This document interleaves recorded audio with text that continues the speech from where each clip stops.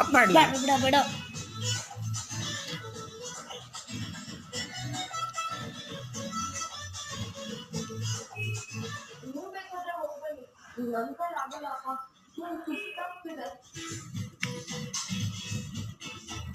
Happy ತುಳಸಿ day. ಇದು ಸುಳ್ಳು ನಿಂತ್ಕೋಬೇಕು.